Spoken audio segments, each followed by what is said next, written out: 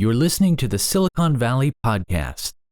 All right. On this week's episode of the Silicon Valley Podcast, we have an amazing guest who, well, this interview's probably been 2 years in the works, I would say. Maybe even a little I think longer than that. I think it was pre-pandemic that we talked about it. Yeah, because we met in a coffee shop and we talked about it Cafe then. Trieste in downtown San Francisco. So gosh, yeah, it's been 3 years then. That's crazy. Oh my God. I thought you were just ghosting me, frankly. I was... The whole pandemic was a shame just to push the interview back a little bit further. Exactly. That was it. I mean, to me, honestly, that the 3 years, I'm just clumping it into one. I mean, that's how I'm kind of looking at it. But okay. For the interview. David, you've had an incredible career. Can you give our audience a little bit of background of your career up into this point before we dive into the questions? Well, currently, I'm the director of global strategies at the international law firm of Nixon Peabody. So I run our international practice. I help clients from all over the world do business here in the U.S. I help clients from the U.S. do business all over the world. But to prepare me for this interesting business, I grew up in a small town in central Pennsylvania, Altoona, Pennsylvania. I never dreamed that I'd be doing international business. I never dreamed that I would be living in San Francisco. And I had retail and wholesale apparel businesses prior to this, and joined the big law world about 20 years ago. Worked for a couple firms, but and have focused increasingly focusing my practice and my efforts on international business. I've done long time work in China. I went to China 35 years ago and started a business. So I've been doing business in China for well over 3 decades. And I have spent a lot of time kind of helping international startups come to America to become successful. So I also, being here in San Francisco, I do have quite a bit of work with startups and Silicon Valley enterprises. But, I think we'll talk about a little bit, I've seen over the years, over 20 years, Silicon Valley has moved farther and farther and farther north. So that, we're sitting here in Burlingame, I guess. And, this is kind of, the southern end of, Silicon Valley as opposed to what it used to be. With all that you've mentioned, I'm surprised you didn't tell our audience about your bounty hunting career, your 15-second radio snippet career, the professional wrestling career. Well, I think what Sean's referring to is that I don't actually look like someone that works for an international law firm. I have, long hair. I have a, long beard. Right now I'm wearing a leather jacket and jeans and a t-shirt. But I think that's all part of it. I mean, one of the things I think is important, that you have to be authentic. And, I think I was more traditional back in the day. I'd say when I first started in this business. But as the years have progressed, I've become more successful. I've become, a little bit more like I am now. And, and I think that's played into the success. So if one lesson is, be your authentic self. Of course, I have to mention the fact that it helps. I swim in the bay every day I can in Aquatic Park. I'm a South End Rowing Club member, and I do Ironman triathlons. Really? Ironman? When was the last one you did? I did the half Ironman in Oceanside this past weekend. Geez, how'd you train for that, and what's the recovery like? I swam yesterday and I ran today. So there's a recovery. There's not a lot of recovery. I ran a short distance today. The race was kind of interesting though, because I posted this to LinkedIn, but I was halfway through my ride, about 32 miles in the ride, and going up a steep hill, and my chain broke on my bicycle. Oh. And if you know anything about road bikes, like that's the one thing, like unless you are really good and have all the right tools, like that's kind of like a death knell. But I was able to I waited to get it, and someone came by, I was able to get it fixed, and I kept going. But I joked that, like the SAG, the van came along, and the woman was like, so are you going to pack it in? Because and I said, I actually hadn't even thought about it, but no, I want to continue. And she goes, okay. So she called the tech people to come in, but and a friend of mine said, like, you didn't think that you weren't going to finish? I was like, no, I was already there. I had a great ride. I was going. And, and my LinkedIn post, I said, I don't know if I can say this on podcast, but shit happens, like it's, you just have to deal with it. So how does a chain break-in a triathlon compare to maybe companies coming overseas, opening up into new markets? I think exactly the same situation. I mean, because people come here, you're coming here with all the best expectations. I talk to clients and they come here for lots of different reasons. A company from Israel or England or France, they've listened to the Silicon Valley podcast. They've watched the Silicon Valley TV show. They read the Wall Street Journal and they think this is it. This is the place they have to be. But, in reality, they're not, a lot of them are not prepared for it. They're not, their technology is not mature. Their management structure is not mature. Their financial structure is not mature.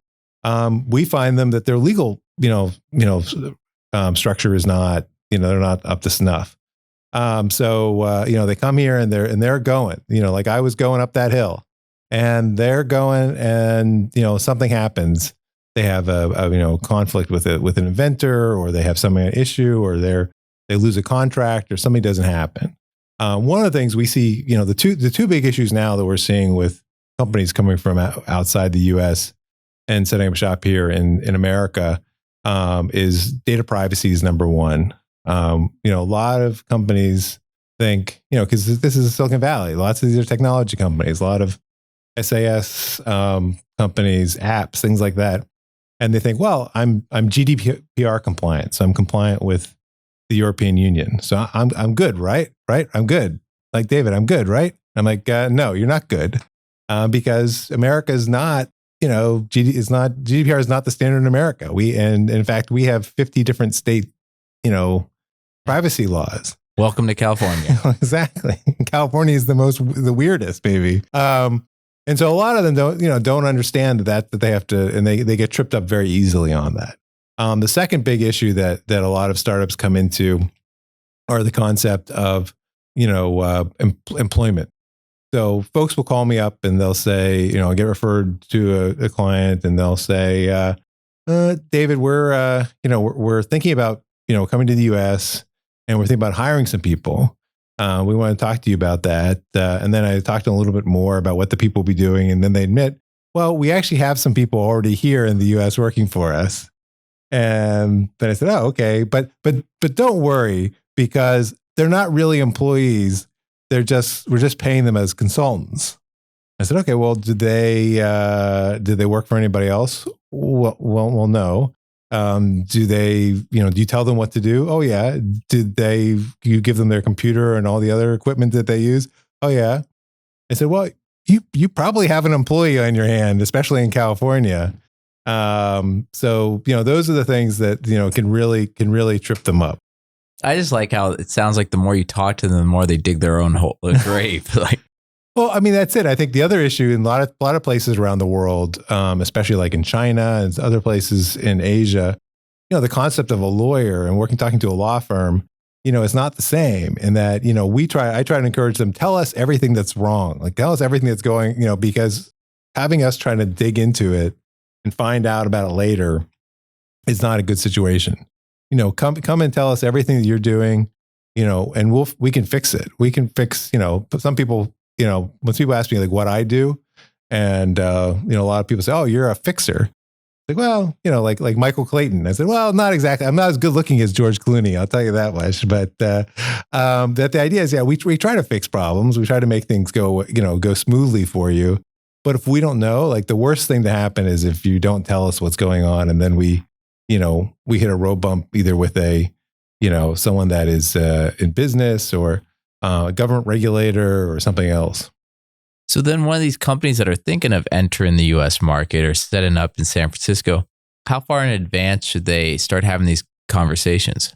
As soon as possible, because, they should be thinking about, like, first of all, why are they coming here? I've worked with companies that, many years ago, I got a referral from a client that was looking to come to the US, and basically it was from a law firm in the UK, and they said, oh, we want you to help them get a lease because they're going to be leasing space in Mountain View. And I said, okay. And so I go start talking to the CEO, and he and I said, well, what are you doing? And what are you doing in, in the Bay Area? And he goes, oh, we're setting up a help desk. And I said, well, why? He said, well, our other help desk is in the Baltics, and we need one in the US. And I said, well, this is the most expensive real estate you could find, and the most expensive, probably personnel costs you can have for a help desk. And so we gradually talked through the issues, and I said, there are probably other places. I'm not, I'm on the board of the Chamber of Commerce in San Francisco. I want business to come here, but we don't need to have every business here. And it certainly doesn't make a lot of sense. So they eventually, I think they settled on Salt Lake City to put their offices, their help desk. And then they called me up and they said, David, I need you to talk to our vice president of sales, our new U.S. vice president of sales, because he won't move to our headquarters in Salt Lake City. And I said, what? What's your headquarters? He won't move to our U.S. headquarters in Salt Lake City. I said, you don't have a headquarters. You have a help desk in Salt Lake City. Where does he want to live? And where does he want to work out of? And they said, Las Vegas. And I said, well, I can think of no better place in America to have a sales office than Las Vegas. They eventually did end up here because they set up a R&D facility, which I think this is the best place for that. But I think it underscores the fact that, international companies tend to confuse, what what the headquarters are and where they're incorporated. Oftentimes our attorneys advise clients to incorporate in Delaware, a C corporation in Delaware, pretty standard. But I can't tell you how many times clients will say, I don't want to go to Delaware. Why am I going there? Aside from Joe Biden being from there, I know nothing about Delaware.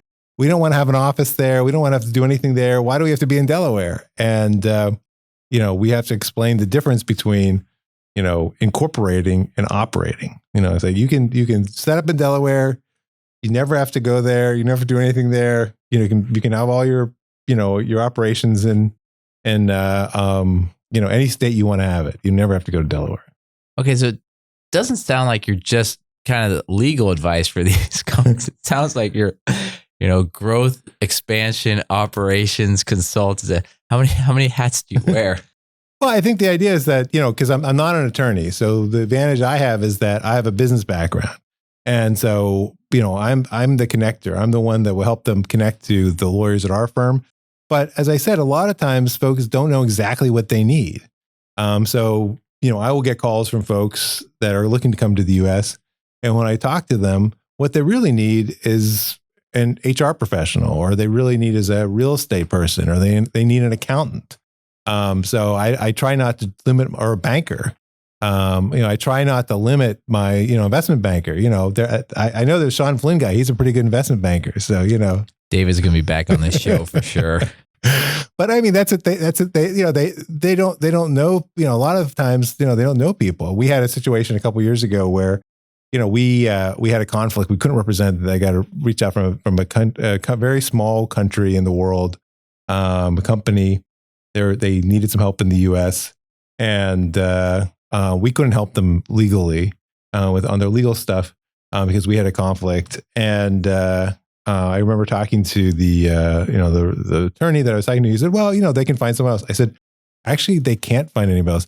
I'm the only person they know in America, I think."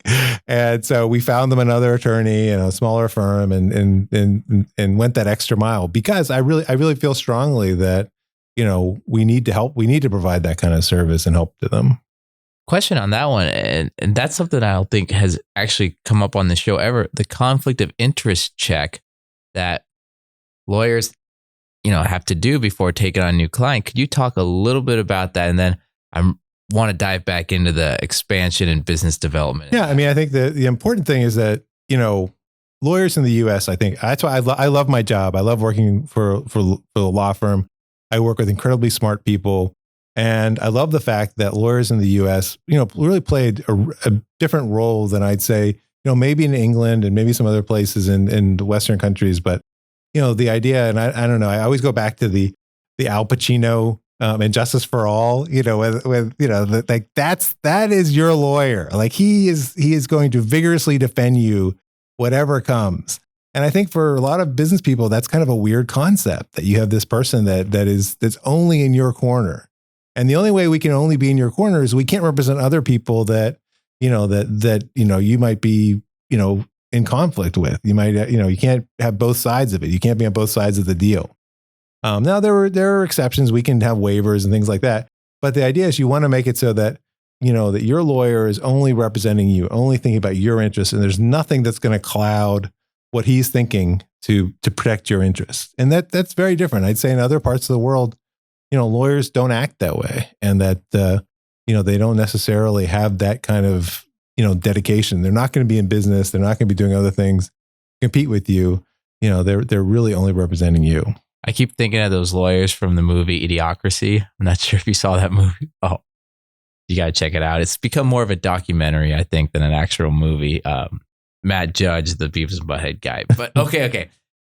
Entering a new market, how should a company think about that? I mean, there was that one that you talked to that said, okay, Silicon Valley for this, Utah that, Vegas. What should their thoughts be, kind of their plans? Well, I think, people have to think, again, why are they coming here? A lot of them come here because this is where the money is. It's kind of like why do you rob banks? Things like that. And it's, Silicon Valley Bank, it's a sore subject at the moment, but I think the idea is that, a lot of our clients come here because they want to raise capital, or they have an investor in the US. And, we're seeing more and more that US investors, they're frankly uncomfortable in investing in a company that is, unless they have a large private equity firm or venture capital firm that has significant operations in their home country, which there are tons of people that do that. But, if you're a family office and you've only done US deals, it's a little bit uncomfortable to invest in a, Israeli LTD. I think they much prefer to have, all the investments go through a US C Corp, because they understand the documents, they understand what their legal rights are. The last thing they want to do is to deposit their $8 million in the bank account for some foreign company, and then all their rights are all adjudicated through the legal world of this, far off land that they're not that familiar with. So with that, do you think the company needs to set up operations, start, actually having sales before they start talking to investors, or can they do it all at once? Or the clients that you've worked with, what's kind of a better success route? I think if you're coming to the US, I think that, the US investors are very sophisticated. So they're going to be asking really difficult questions. And sometimes when I talk to companies, especially, I've worked with some incubators and some accelerators where they primarily have startups from outside the US. And, occasionally some of them are like unprepared for these really tough questions. Like what's your, how far are you away from your technology actually being a real thing? I met with a company a couple of years ago, I remember, and the technology was awesome. I have to say, it was like earth shattering. And the person that the entrepreneur was this really charismatic woman who described her technology. And, then I finally said, like, that's just amazing. Like, how, like where's your proof of concept? Where, where are you on the, and she said, well, we haven't proved anything yet. We don't have anything yet. And I was like, okay, I'm not sure you could raise money. Like, you're good, but I don't think you're that good. But like, I don't necessarily think anyone's going to give you the money until you can actually prove that your technology works. And she was a bit upset by that, but I think so. I think you have to, bring your products along. I think in some places, the government or other, they get, they can be coddled a bit and get far along in the process, but they're not prepared for the rough and tumble world of, the US market, which is a huge and complicated and difficult market. China is another complicated, difficult market. I think a lot of companies, rush into that market as well. We were working with this company that, was looking to come into both China and the US. And we eventually kind of came to the conclusion that they weren't prepared for either market. We explained that they had, that there were 4 or 5 other companies doing exactly, it was an app, and they 4 or 5 other competitors all were entrenched in China, and they had no Mandarin, no native Mandarin speakers on their design team, and their UI was pretty poor when it came to the Mandarin side of things. And so, even though you think this is what I want to do, it doesn't always work out that way. So what was after you told them, hey, you aren't ready, did they kind of cut you as No, they eventually went to Europe and tried in Europe, because Europe's a little bit easier. I think they had less competition. They had some European money in them and things like that. So they went to Europe in 2 or 3 countries and got their legs. Do you think that maybe being prepared is where companies make the most mistakes when entering new markets? Or what other advice might you be able to share with companies that are wanting to enter Silicon Valley, the whole broad area of Silicon Valley? I think that they have to, number one, get good advisors. That's a shameless plug, I guess, for folks like me and you. But I think it's I think a lot of times people come and they think they know everything. My big pet peeve now, I call it Google Esquire, because I'll have clients that call up and they'll say, okay, I want to do X. I want to do 1, 2, 3, 4, and 5. And I'd explain to them, well, we can talk about this, but I can tell you just off the top of my head, I think 1 and 2 are probably illegal. 3, probably not market. 4, probably not a good idea. And 5, I don't understand. I don't know what you're talking about. And I say, how did you come up with these very specific, really specific, business plan strategies? Oh, I looked it up online. That's the worst thing you can do. So, I think the idea is get people that you can trust, get people that ask a lot of questions. I get a lot of referrals from people that say, that clearly have done their homework. They've asked that, I talked to so and so, he said you were good. And I talked to this person and they corroborated that. And those are those are the good people you should be trusting. And it shouldn't be the most expensive person. It should be the cheapest person. I think, and no one should say it's going to be easy, because nothing's easy. I think that's the other thing. They say, oh, well, we'll take care of everything for you. Everything can be complicated. I think I can say that we've done a lot of this. We've seen what the issues are. We know what the challenges are. But every company is unique and has their own specific challenges and opportunities. So, finding all those good people, and there's a great ecosystem of folks that help international businesses succeed here.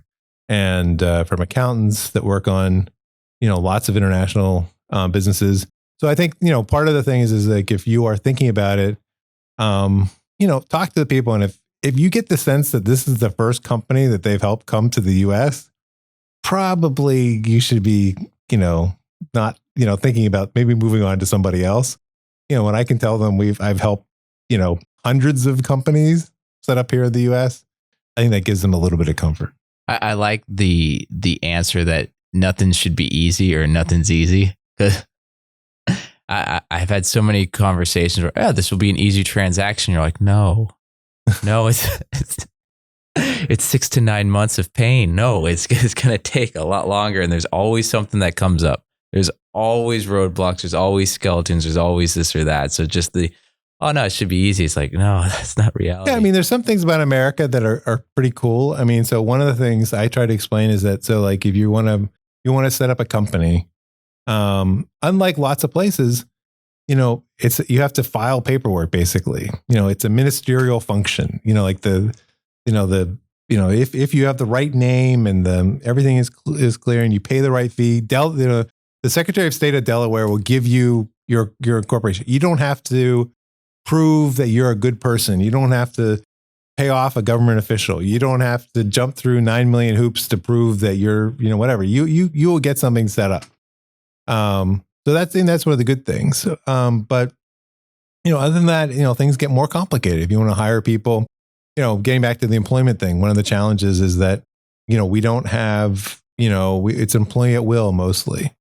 Sometimes, companies will come and they'll have a stack of employment agreements for everybody from the CEO of the company to the person that keeps everything clean and tidy, neat and tidy.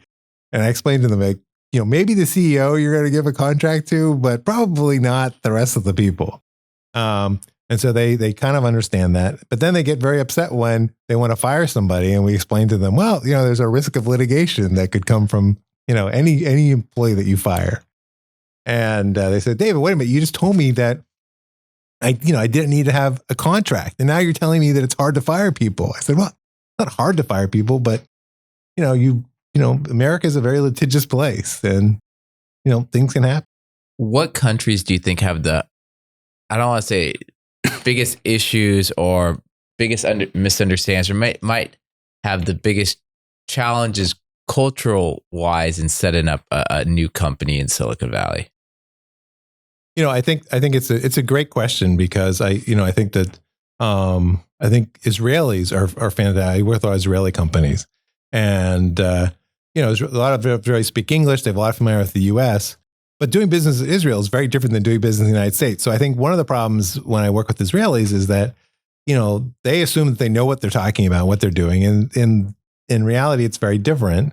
And then sometimes when they're working with Americans, like, we think, oh, this person knows a lot about America. They've maybe spent time here, things like that. So there's this knowledge gap that occurs in that. I think when you come from countries that have a completely different system. I mean, the Chinese system is very different than the U.S. The Indian system is very different than the U.S. But I think there's nothing. It's not easy, but nothing's unsurmountable. I think the idea is that you can explain to people this is what you have to do, and I think you have to do it in a culturally appropriate way. I have really tried to endeavor to not preach to. I mean, I have heard some really horrible situations where lawyers, other advisors have really told clients, like, listen, this is what you have to do. You're in the United States now. This is what you have to do. And I hate that. I always explain to people, it's like, our system is different.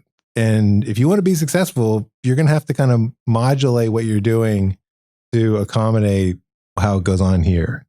So I'm not saying that your system's bad. It's just different. And, when we have companies coming to your country, I tell people the same way. And so I think I really try to be, culturally moderate in terms of explaining to people, like, this is just the system, how it works here, and we'll help you kind of work through it. And that might be part of the fact that I grew up in this small town. I had no international experience whatsoever. I never dreamed that I would be doing something like this. And, I tell people I do a lot of work in China, but I'm not a Sinophile. I do a lot of work in England, but I'm not an Anglophile. I'm just very American. And so I don't speak any other languages, which I think always throws people off a little bit. And they think, well, how can you do international business if you're not like, speak a lot of languages? I don't think I'm a particularly cultured person. But and as I said, I'm pretty authentic. I kind of, look more like a bounty hunter than a lawyer. But I think people like the fact that what they see is what they get. When they talk to me, they know they're talking to an American. They know exactly where I'm coming from. And I'm going to give them my best assessment based upon where I'm sitting and what I'm doing. I'm not going to be trying to put on airs or, overthink the situation. So then what skill set in that do you think someone that does a lot of international business, what should they try to develop, gain, or learn? My dear departed grandmother's had an expression. She said, God gave you 2 ears and 2 eyes and 1 mouth. Use that, in proportion. So you should be listening, you should be looking, and don't say so much. I think a lot of times, when advisors get involved in things, we start talking. And clearly I can talk. I'm not afraid of talking. But I think it's important that you if you're working with international companies, ask a lot of questions, see what they're actually, like getting back to that story about like, I could have just gone ahead and helped that guy set up his help desk in Silicon Valley. And that probably cost him a lot of money. But I said, I'm curious, like, why do you want to do this? Tell me about your business. Why does this work? How does this work? What do you want to do? And I think if you open yourself up to asking people questions and thinking about, well, how does it work? How does this, how will you work differently here in the US? And then you can relate to the person on a different level. And then now in Silicon Valley, you're kind of the legend of legends when it comes to business development. Everyone knows your name. Everyone, obviously knows how you look as well. Give us a little, some secrets or some tips on how to utilize your time for business development. Should you be looking at different committees, different organizations? How should a founder of a company or someone doing business development at a company or someone arriving here go about building that network? I think, I like to say, try to say yes. So when someone, like I can remember I was at a networking event and talking to a guy and really hit it off. And I said, we should grab lunch. And he said, and he was a little bit more standoffish. He goes, like, why should we have lunch? And I said, well, I'd love to continue this conversation. He said, well, what do you think we would gain from having the conversation and having lunch? I was like, I have no idea. I said, but, I think we probably could maybe do some work together or maybe not, or I can help you or you can help me. I said, but, part of my life strategy is, just meet a lot of people, talk to a lot of people. So I think, I like to say I try not, sometimes I'm strategic.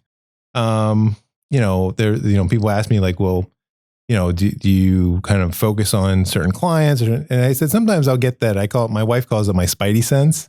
Like sometimes I'll say, this is a really good client. Like this is a client that, I'm going to go after, and I will fly across the world to meet the client. Like I will do anything and everything to, get myself there.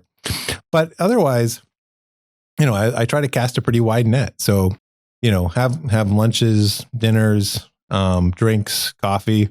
So the pandemic was really tough for me because a lot of my arsenal I couldn't like deploy. But just try to say yes. If there is an event, like I travel a lot, so I can't always be around to do things. So but I look at my calendar and I'll say like, oh yeah, I'm here on that day. Okay, yes, I will go to that event, and not think to myself, oh, it's far, or what am I going to get out of it, or what's going to happen, and things like that. Or wouldn't it be easy just to sit at home and watch Friends reruns? But so I think you just have to do it. I'm kind of curious. Did you ever get lunch with that guy? I did, yeah, and we did do business together. Crazy. Yeah, I have some great story. I was telling the story the other day that I had lunch. So I like, they used to be the restaurant at the, it's now the Four Seasons Embarcadero. It was called Orifo now, but it used to be the Bull and the Monarch, I guess. And it was great, 333 and California. And, the restaurant there has this, I kind of had a table that I'd sit at a lot, and I really liked it because it is a walkway and people would walk past, and I traveled a lot. So I actually got 3 pieces of business when people were walking through the walkway, seeing that I was in town and calling me up and saying, can you meet with me, or can you meet with somebody else, or can we talk? Because they just saw me there. So I call them like my lucky table. The other great story was that I had to pull out my visual aid here. I was having lunch with a buddy, and we were trying to figure a way that we could work together. And it's like, I don't know. It doesn't seem like he was happy with his law firm, and they weren't doing things that kind of hit my sweet spot and things like that. And I think we kind of agreed at some point in time, maybe during that lunch, to only be friends and not to work together. And I went to buy lunch. I said, "Oh, let me buy you lunch." I went to buy lunch, and I had my Oyster card, which is the that time it's the London Underground payment, like the Clipper card here. And I had it sitting because I just come back from London. And he looks at me and says, "Why do you have an Oyster card?" And I said, "Well, we do a lot of work in London. I have an office there. I just came back there." I thought I had told him this, but maybe it was anything. She said, "Oh, we have a serious problem there. Would you know someone that could help me?" And I was like, "Absolutely. I know lots of people in London that can help you." And it turned out that they had a problem there, they had a problem here, and so we actually did work together. But I say it's all from the Oyster card in the wallet that you can get business. That's crazy. Yeah, talking about right location, right time, right everything. Well, I think it's all about if but if I didn't go to lunch with him, if I wasn't reaching out to him, none of that would happen. That wouldn't have happened if I was, again, sitting at home watching Friends reruns. I also like how you keep going back to the Friends rerun. I think most of my guests would say Star Trek. Okay, so you sit on, I think, the board of the San Francisco Chamber of Commerce. How valuable is it to join a chamber as a company, early stage company in a city? I think chambers are becoming not your grandfather's chambers. I think they're becoming much. I think the San Francisco Chamber is endeavoring to do a lot more work in the tech community and things like that. So I think it's either the chamber, it's other organizations. I think you really have to get involved in an organization that you will be involved with. So like my advice to folks is, get involved, sign up for things, but be measured, because, only being on the board means nothing. Putting on your resume, it's nothing. Who cares? If you're not engaged, you're not involved, you're not going to meetings, you're not participating in committees, it's a total waste of time. So I talk to people starting out in like business development. I say, join a board that you feel passionate about, you're interested in. And what are the good committees to be on? You want to be head of the nominating committee, because that means you meet all the people that would possibly be other board members. Those are the good groups to be on. But spend time on it. If you're not going to spend time on working on it, don't join the board. Are there any other organizations? I mean, you'd mentioned, find the ones you're passionate. Is there any, I don't know, ones that you've discovered in the Bay Area and that companies coming here might want to check out? Well, I think the universities are great. I mean, I think so. Getting involved, especially if you have interest in technology, I got involved in the Technion, which is the big research university in Israel, in Haifa. And I joined the local kind of fundraising board for that. And it's been awesome because, I get to see the professors coming through and hear about their technologies. I see some of the students come through. They have a huge alumni base of fantastic former students that have companies. So, I mean, I think it's been a good example of doing well by doing good. I've made some really fantastic connections, but it also helps me kind of, give back and get involved and things like that. So I think the universities, if you talk to folks about, where they can get meaningful interactions, getting involved in a university, in their alumni group, or, with a research foundation or things like that. It's great. I went to the Wharton School, both my undergraduate and MBA, and about, I guess maybe 20 years ago now, I decided I'd not been involved in our alumni, but I decided I want to get more involved, and so the reunions are coming up, and so I'm particularly interested in meeting people that are here, and so I've hosted for every reunion we've had. I think the last 5 or 6, I've hosted an event for the alumni in the Bay Area. And that's kind of my thing. I'm kind of interested in that. Other stuff I don't find all that interesting. I don't care, the president was here, that was fine, whatever, but I don't care to meet her, the new president of Penn. Okay. Or, whatever. That doesn't get me excited. What gets me excited to meet, 40 or 50 local Wharton grads and see what they've done and hear what they're doing. That's interesting to me. I'm kind of shocked you didn't tap into that Warren MBA network from day one. Just put on pause for 20 years. Well, I think it's interesting. I think about that, and I say, I think having my Wharton education it came up a lot when I got out. People would comment on it. Oh yeah, smart guy, Wharton MBA, things like that. And then it does actually go into, kind of a hiatus because you're not judged on, your qualifications. You're judged on what you're doing. You're really judged on what you're doing. So if you're delivering, it doesn't make any difference. You could have got MBA from McDonald's University. It doesn't matter if you're knocking out of the park. But I will say that as I get older and you become more of that wisdom provider, then that's when I hear it more and more. Like some people, like sometimes, because you get these things where people will give you a referral, and you can see people don't think to like get rid of the stuff below the thing they sent to you, so you could really like really why are you suggesting this guy, and more often than not they say, oh, he's a really smart guy. I don't know how smart I am, but I did go to Wharton. They'll say Wharton MBA, and I see that more and more, I think, in the last 5 or 6 years than I did maybe the 20 years before that. Crazy. And you're also a board member for Global SF. What's happening there? So Global SF is an organization that really is focused on, it's right up my alley. I helped found it because it's focused on helping businesses from outside the U.S. set up shop basically in San Francisco, but now it's opened up to the whole world, into the whole state.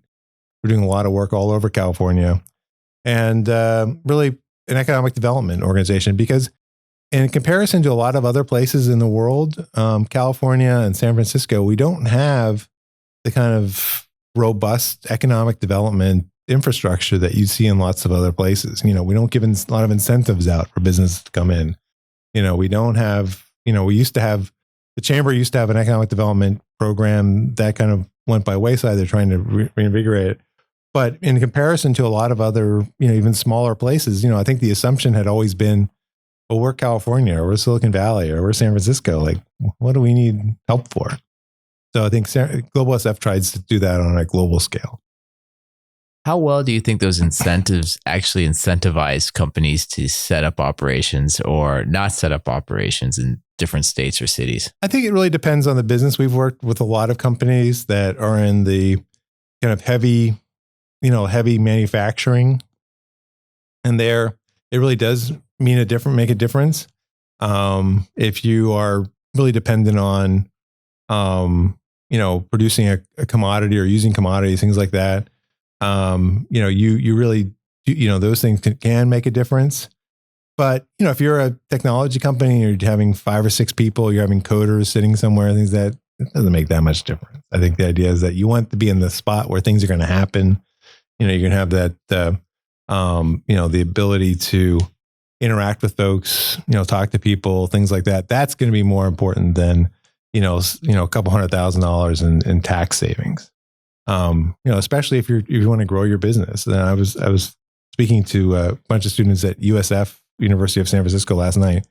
And I explained to them, I said, if you have a basic business, if you have like and I had that when I was in my previous jobs, you have a retail store or you have a plumbing contractor or something like that.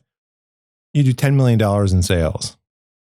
You work really hard, and you might grow that to 11 million the next year, or maybe 15 million. You might buy a competitor or whatever, but you're not going to have exponential growth. And therefore, the stakes are a little bit lower. Like people ask, do you need, what kind of legal advice do you need for that? I'd say, you always should have good legal advice, but it's not as critical. But I think one of the things that I think is interesting when you talk to like startups that want to have that exponential growth, you got to do it right at the beginning, because if you screw things up, it will hurt you as you want to take that $10 million company in sales and make it a $100 million company or $1 billion company.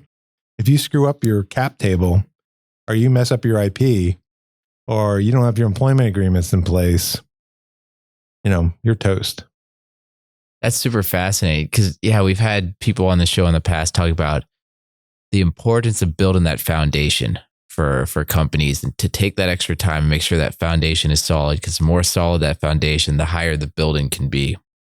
And it's really interesting that, that you put it in perspective as well, and just, how it keeps, it's a reoccurring theme on this show that the guests keep bringing up. Yeah, I mean, and I think the idea is that you should be constantly asking yourself, what can I be doing better? What can I be doing differently? Is this best practice? I think that shortchanging yourself on your legal, work is a bad idea. I think just generally everything. I think getting back to the whole business development side of things, one of the things I kind of believe in is your personal brand. And how do you build your personal brand? And I think there's lots of ways you can screw it up. But I think you should always be constantly investing in, trying to take that call, trying to do what you can. I spent a lot of my time, frankly, on things that I know are going to go nowhere from a business perspective, in terms of, someone needs help, restaurant recommendations, or, they need to rent the bike for a race or whatever. It's like, I love doing it. It's like, great. And I don't think about it that way, but I think it's, and I was telling the students yesterday, I said, it's the idea that, when I don't have my phone with me, but you get your phone and the person calls and it says Sean Flynn, like, what's that? And that's the brand. That's the 3 milliseconds that you see that, and your initial reaction is like, oh my God, why is he calling me? I thought I blocked him by now. Click. Jeez. Or, what you really want is them to say, oh, great. I really would love to talk to him. Like, that's what you really, or like, I can't wait to hear what he has to say, or I'm really interested. So I think that's the difference, is that, you do that. And I'm constantly worried that, like, what side of that line I'm on. I called somebody and they didn't pick up, and I thought, oh, I guess I've gone over this edge. I like when they call me back and they say, I didn't even listen to the voicemail message. I saw your thing. I was on the line. I called you back right away. I was like, okay, good. I feel a little bit better now. All right. And David, with that, if anyone wants to find out more information about you, what you're working on, what's the best way to go about doing that? And if you have any last minute, either stories or wisdom you want to leave our listeners with, this is the time to do so. So if you want to contact me, I have a NixonPeabody.com. You can look me up there. I'm on LinkedIn, David Kaufman. I'm on Instagram. You'll see lots of pictures of me racing. It's very athletically oriented. San Francisco 2020 is my handle. And there's a whole story behind that, but that's for another time. But I think America is a great place to set up shop if you're an entrepreneur. If you're going to come here and raise capital, develop new technologies. But, you just have to be prepared for the fact that it's not going to be easy.